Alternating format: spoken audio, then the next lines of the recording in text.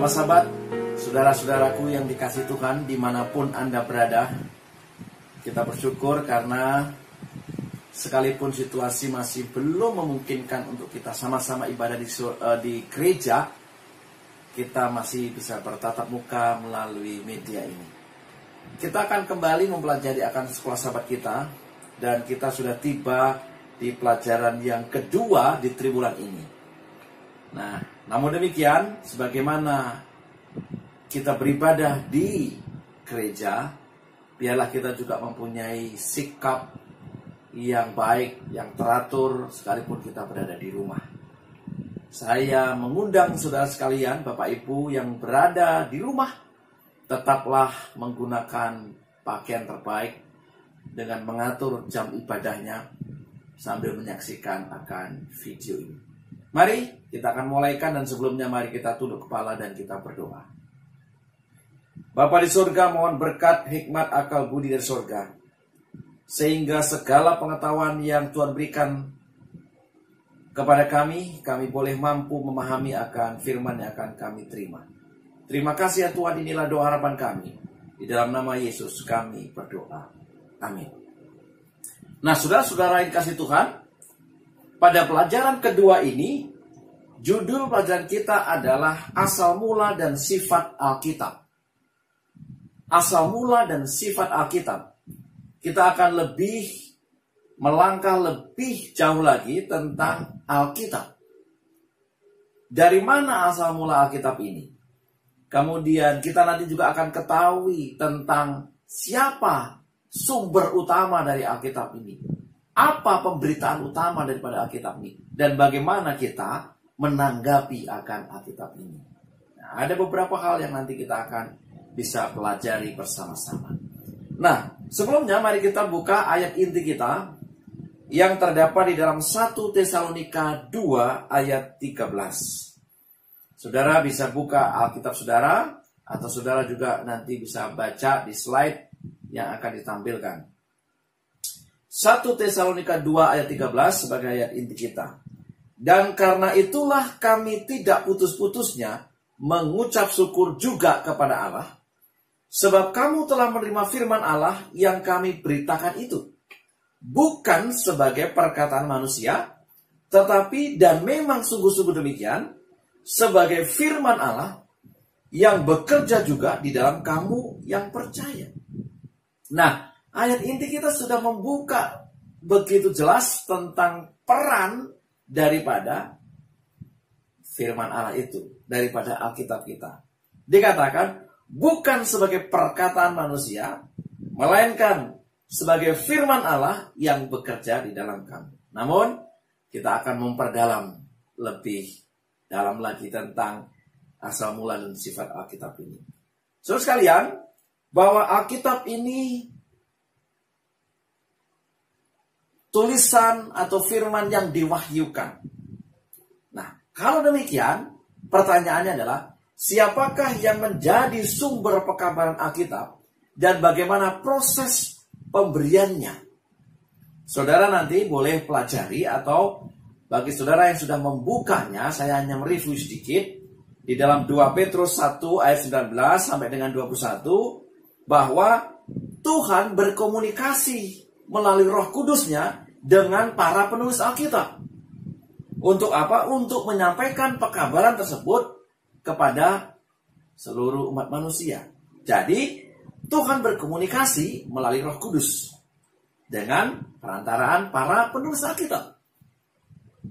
Kalau demikian, yang kedua adalah bahwa Alkitab itu sendiri adalah firman Tuhan, kata-kata Tuhan, yang disampaikan melalui yang ketiga, melalui menggunakan bahasa manusia. Jadi dengan kata lain, bahwa Tuhan berbicara kepada manusia, dan manusia menceritakannya berdasarkan pola kehidupan, tata cara, bahasa manusia. Bagaimana cara Tuhan tadi? Melalui komunikasi tadi adalah melalui Roh Kudus. Jadi sumbernya jelas, sumber utama daripada Alkitab adalah Tuhan sendiri, karena Tuhan yang berfirman. Nah, apa tujuan praktis Alkitab? Kenapa Alkitab ini penting bagi kita? Di dalam 2 Timotius 3 ayat 16-17 dijelaskan di sana beberapa tujuan yang paling inti daripada Alkitab. Ya, untuk mengajar, untuk menyatakan kesalahan, untuk memperbaiki kelakuan, untuk mendidik orang dalam kebenaran, dan juga untuk memperlengkapi orang-orang atau memperlengkapi manusia dengan perbuatan-perbuatan baik. Ini tujuannya. Tujuannya adalah mengajar kita, menuntun kita, memberikan kepada kita didikan yang baik, supaya kita mempunyai tingkah laku yang baik. Lalu pertanyaan berikutnya, mengapa kita membutuhkan Alkitab sebagai wahyu ilahi kepada kita? Jelas, kita butuh Alkitab sebagai firman Allah, sebagai wahyu ilahi. Karena apa?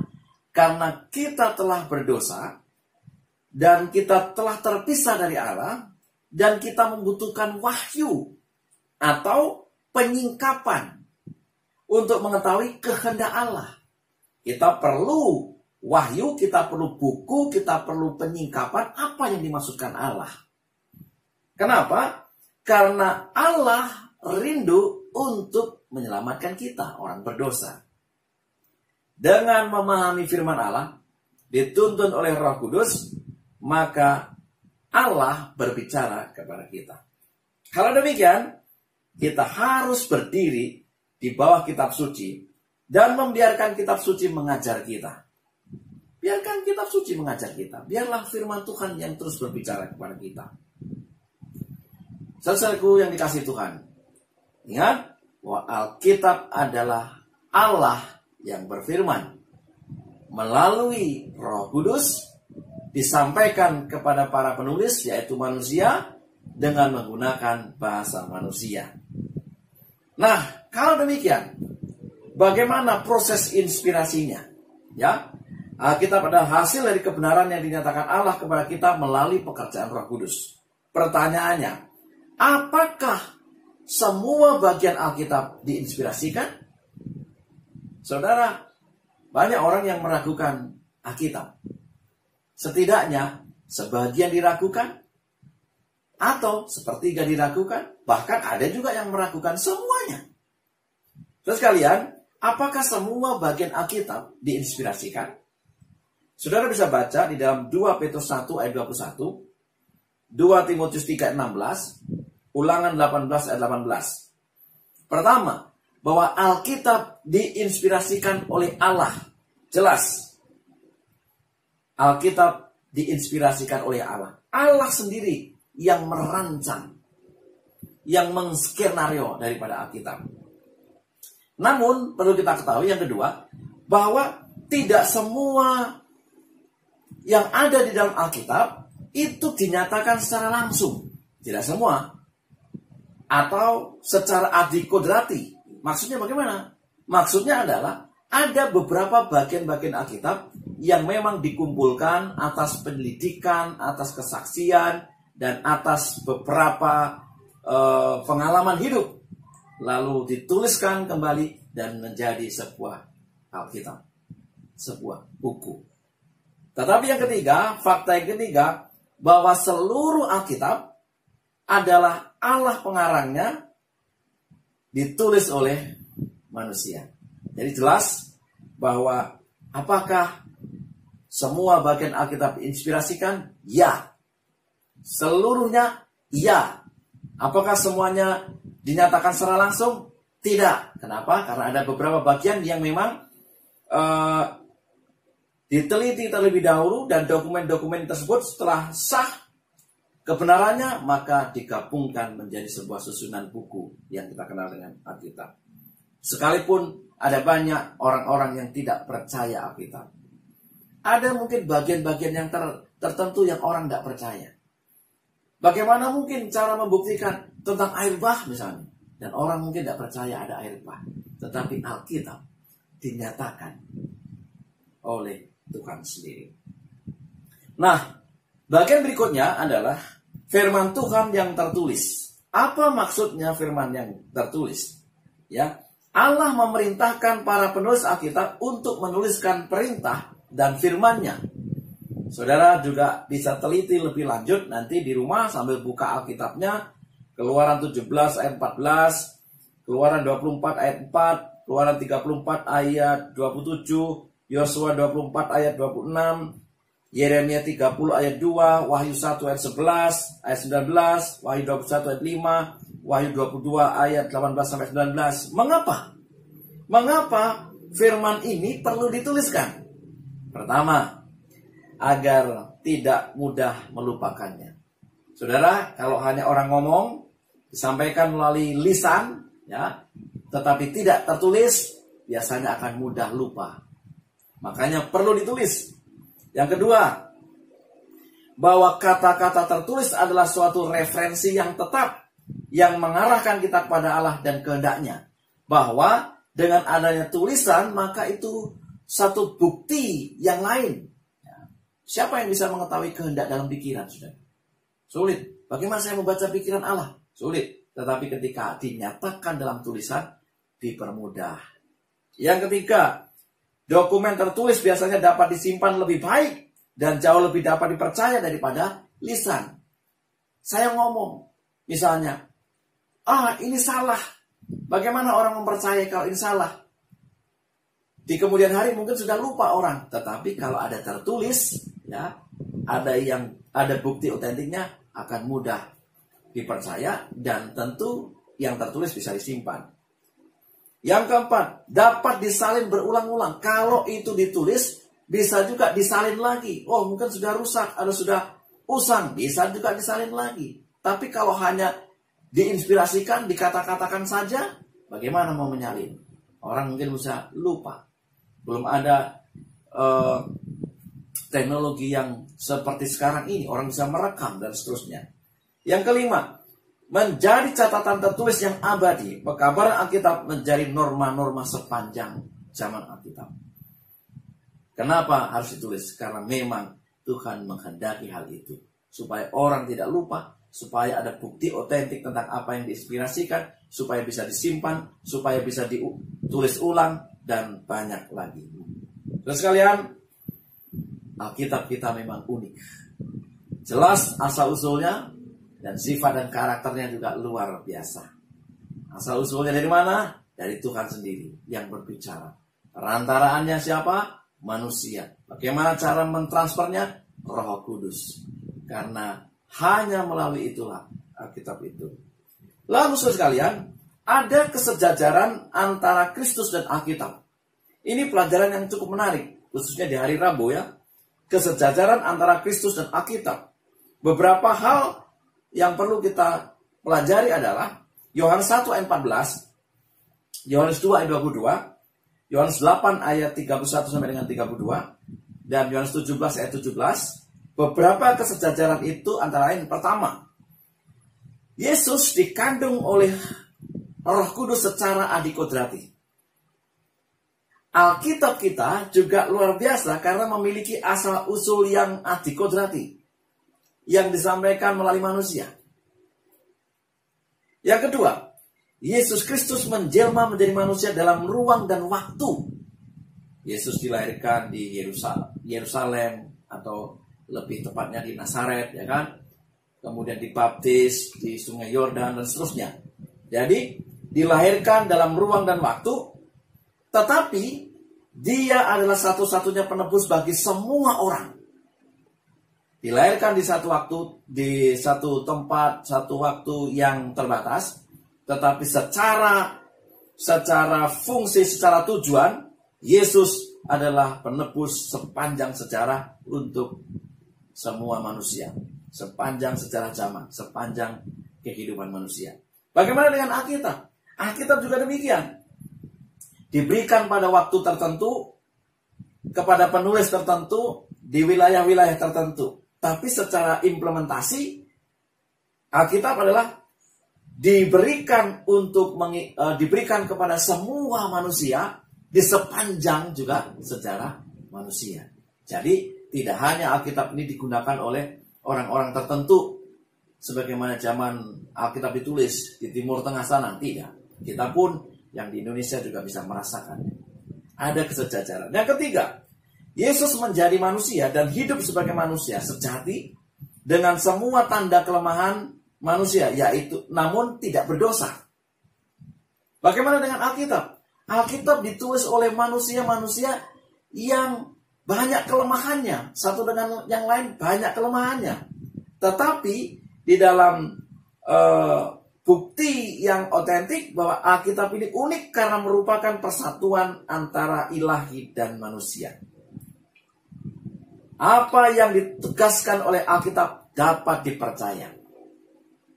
Yesus dilahirkan dalam kondisi tubuh manusia, secara daging manusia, tetapi dia tidak berdosa.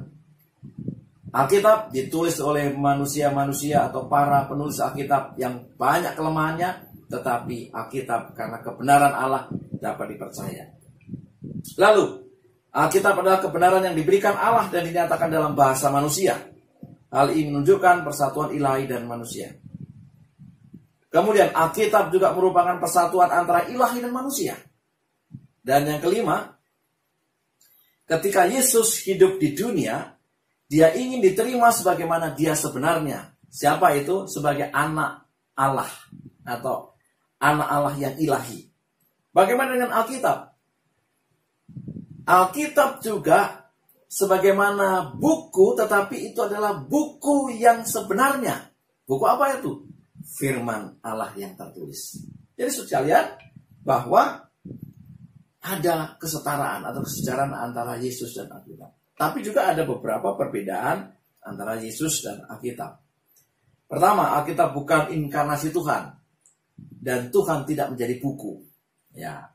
Jadi, Alkitab atau firman Tuhan tidak menjadi buku. Yang kedua, kita menyembah Juru Selamat yang diberitakan dalam Alkitab. Kita tidak menyembah Alkitab. Itu beberapa perbedaan. Yang ketiga, tanpa Alkitab kita tidak akan mengenal Yesus. Alkitab tanpa Yesus menyebabkan hilangnya pekabaran yang paling penting. Kenapa? Karena memang inti daripada yang diberitakan oleh Alkitab adalah Yesus. Kalau tidak ada Yesus, percuma saja ada Alkitab. Ya kan? Atau sebaliknya, tanpa Alkitab kita tidak tahu siapa itu Yesus. Lalu yang keempat, tanpa Alkitab ya kita tidak tahu siapa Yesus yang adalah Mesias yang dijanjikan, dan kita tidak bisa menerima dia sebagai juru selamat karena ada Alkitab. Saudara sekalian, Alkitab adalah dasar dan bagian penting untuk iman kita. Kalau demikian, bagaimana memahami Alkitab dengan iman? Ingat saudara sekalian, banyak orang di dunia ini yang tidak percaya Alkitab. Ada yang percaya sebagian, ada yang percaya 3/4, tapi ada juga yang tidak percaya semuanya. Tapi ada juga yang percaya. Oleh sebab itu, mengapa iman begitu penting dalam memahami Allah dan firman-Nya? Saudara bisa baca di dalam Ibrani 11 ayat 3 dan 6. Semua pembelajaran yang benar terjadi dalam konteks iman. Pengetahuan dan pengertian tumbuh dari hubungan yang penuh kasih dan saling percaya. Bagaimana saudara percaya akan terjadinya air bah kalau tidak melalui iman? Bagaimana saudara percaya bagaimana Musa membelah laut dan kemudian bangsa Israel bisa menyeberang di tengah-tengah itu, dan setelah bangsa Israel menyeberang, kemudian laut itu tertutup kembali setelah dipukulkan oleh tongkat Musa? Bagaimana kita percaya? Hanya melalui iman. Kita tidak bisa memahami Alkitab dengan benar jika kita mendekati itu dengan sikap yang skeptis atau ragu-ragu. Kita harus penuh percayanya. Ya, itu adalah suara Allah, itu adalah kata Allah, itu adalah firman Allah. Itu Alkitab. Kalau kita masih bermain dengan logika, bermain dengan pengetahuan, kita tidak akan pernah 100% meyakini Alkitab adalah kata-kata Allah, firman Allah. Kita harus dengan penuh meyakini, artinya apa? Dengan iman, percaya yang sungguh-sungguh bahwa itu adalah kata-kata Allah. Nah, setelah gereja masih akan hari ke-7 dengan jelas menyatakan pemahamannya tentang asal-usul adikudrati Alkitab. Di dalam doktrin gereja Advent, ya, jelas dikatakan, kitab suci perjanjian lama dan baru adalah sabda Allah yang tersurat oleh ilham diberikan melalui orang-orang kudus yang berbicara dan menulis sementara mereka digerakkan oleh Roh Kudus. Dalam kitab ini, Allah menyampaikan kepada manusia pengetahuan tentang keselamatan. Kitab suci adalah pernyataan kehendak Allah. Kitab suci merupakan standar tabiat, ujian pengalaman, pengungkapan doktrin yang berwenang, dan catatan yang dapat dipercaya akan perbuatan Allah dalam sejarah. Ini pandangan gereja Masih Advent hari ke-7. Jelas, gereja Masih Advent hari ke-7 menyatakan kitab suci adalah sabda Allah yang tersurat, yang diilhamkan oleh Tuhan melalui orang-orang pilihannya, melalui inspirasi Roh Kudus. Pekabaran Alkitab yang mengubah hidup sering tidak terlihat nyata pada jarak tertentu, tetapi harus diterima dengan iman dan dituruti dengan kasih. Kita harus menerima dengan sungguh-sungguh. Jangan ada dua hati atau dua pemikiran ketika kita belajar Alkitab. Maksudnya apa? Pengetahuan. Biarlah kalau memang ada hubungannya dengan pengetahuan sendiri akan membuktikan Alkitab. Kenapa? Karena Alkitab tidak untuk dibuktikan, tetapi Alkitab untuk dipercayai. Sehingga dengan demikian, dengan iman kita kepada Alkitab yang adalah suara Allah, kita akan membuktikannya melalui apa yang akan kita jalani. Dengan otomatis, iman kita akan membuktikan kebenaran-kebenaran yang ada di dalam Alkitab. Saudara-saudaraku yang dikasihi Tuhan, kesetiaan pada firman Allah yang tertulis bukanlah penghormatan terhadap sebuah buku, tetapi itu merupakan ungkapan kasih kita kepada Allah, kepada siapa buku ini berbicara. Jadi, bukan sekedar penghormatan kepada buku. Maksudnya apa? Kalau penghormatan kepada buku, karena bukunya harus ditaruh di tempat yang terbaik. Karena buku, maka tidak boleh ada kotoran di sana, ada debu atau mungkin kena air. Tidak sekedar itu. Alkitab adalah firman Allah, hati kita melalui cinta kita. Kesetiaan kepada firman Tuhan, Alkitab membutuhkan keterbukaan untuk memungkinkan Alkitab membentuk dan mengubah pemikiran dan tindakan kita. Kalau kita benar-benar setia kepada Alkitab, kita akan diubahkan dan kita akan mengalami tindakan-tindakan yang berbeda, yang tentu seturut dengan firman Allah. Terakhir, statement terakhir. Walaupun Alkitab sangat penting bagi iman kita, namun hal itu saja tidak akan memiliki nilai rohani apa-apa jika tidak ada pengaruh Roh Kudus dalam hati dan pikiran sementara kita membaca dan mempelajari Alkitab. Alkitab ini suara Allah. Alkitab ini kata-kata Allah. Tetapi tidak akan mempunyai nilai rohani jika tidak ada Roh Kudus yang akan menerangkannya di dalam hati dan pikiran kita. Saudara-saudara yang dikasihi Tuhan, biarlah kita belajar Alkitab dengan sungguh-sungguh. Kenapa? Bahwa Alkitab ini sejak dari sananya, asal usulnya datangnya dari Tuhan, yang diinspirasikan kepada para nabinya, para rasulnya, dengan bahasa manusia, yang harus ditulis. Kenapa? Karena kita mudah melupakannya, supaya bisa disimpan, supaya bisa ditulis ulang kalau memang sudah rusak, dan seterusnya. Dan kita harus percaya sepenuhnya tentang firman Allah. Rasul Paulus dengan tegas menyatakan di dalam ayat inti kita, bahwa firman Allah itu kebenaran yang bukan sebagai perkataan manusia, melainkan firman Allah yang bekerja di dalam kamu sebagai orang-orang percaya. Biarlah ini menjadi pelajaran bagi kita, dan kita terberkati akan pelajaran suasana kita. Mari kita tunduk kepala dan kita berdoa.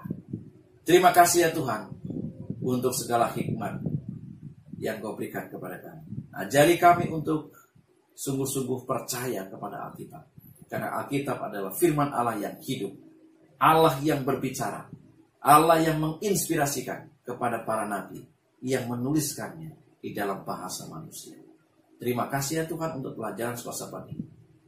Buatlah kami mengerti dan kami semakin meyakini akan seluruh isi Alkitab yang diinspirasikan oleh Tuhan. Dalam nama Yesus kami berdoa. Amin. Kiranya Tuhan memberkati kita dan kita belajar sekosapan dengan baik dan kita bertemu di waktu yang akan datang. Tuhan memberkati.